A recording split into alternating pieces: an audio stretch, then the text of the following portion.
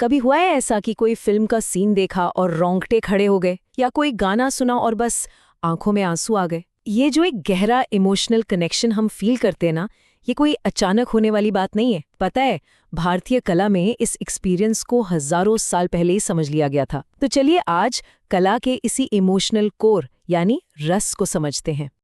लेकिन सवाल ये है कि आखिर ये होता कैसे है?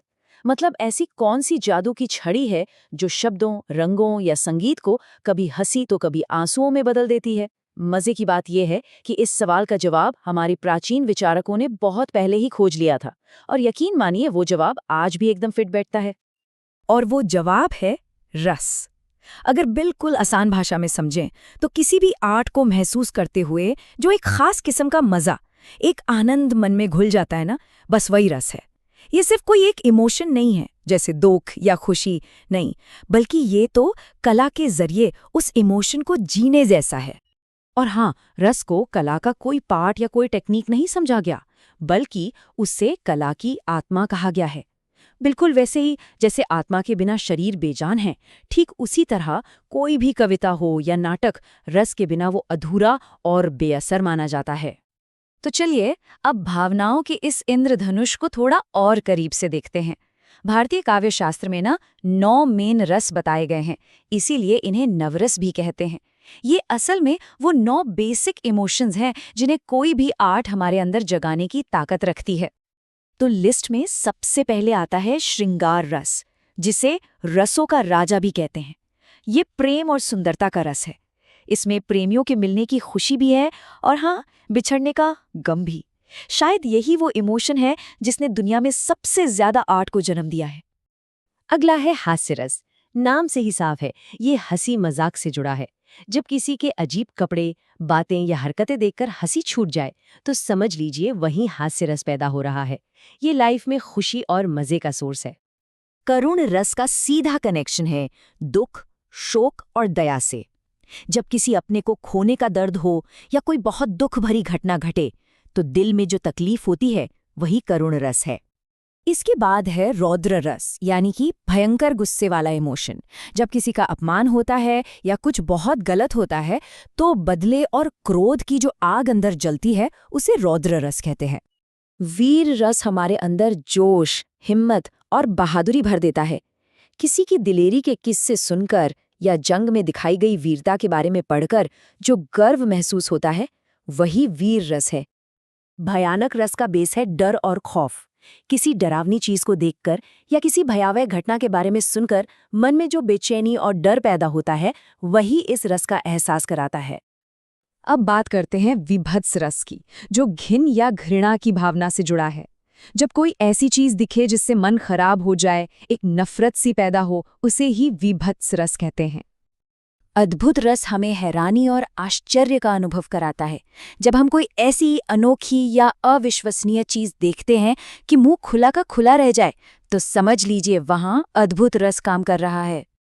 और नव रस की लिस्ट में आखिरी है शांत रस। इसका ताल्लुक मोक्ष और दुनिया से मोह खत्म होने की भावना से है। ये मन की वो अवस्था है जहां कोई उथल पुथल नहीं, बस परम शांति है।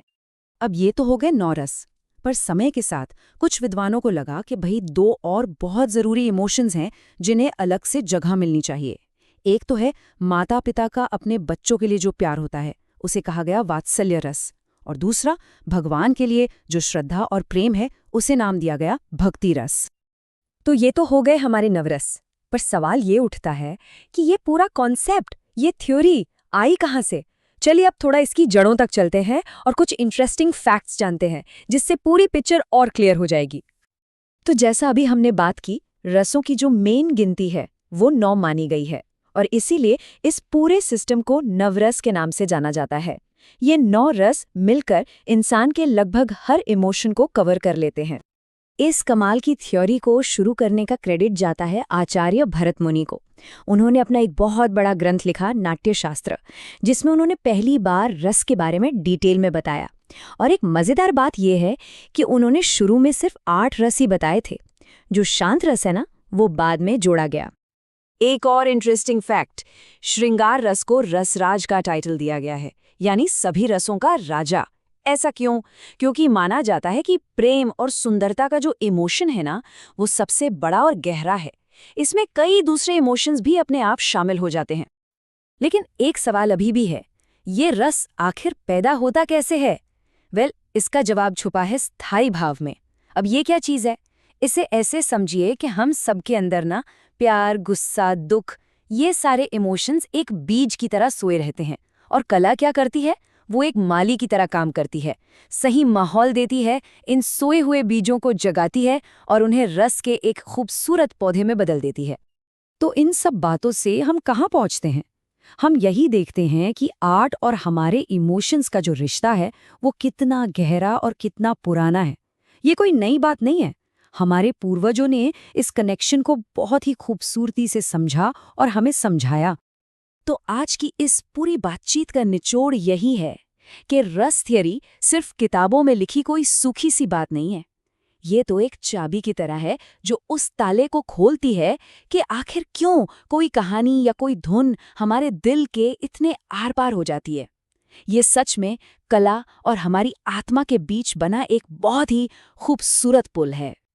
अच्छा, अब जाते जाते एक सवाल, अपनी किसी फेवरेट फिल्म या किसी गाने के बारे में सोचिए। क्या अब थोड़ा थोड़ा अंदाजा लगा सकते हैं कि वो कला आपके अंदर कौन सा रस जगाती है? क्या वो श्रृंगार है, वीर है, करुण है या कोई और? अगली बार जब भी कोई आर्ट दिल को छुए तो इस पर एक बार गौर जरूर कीजिएगा।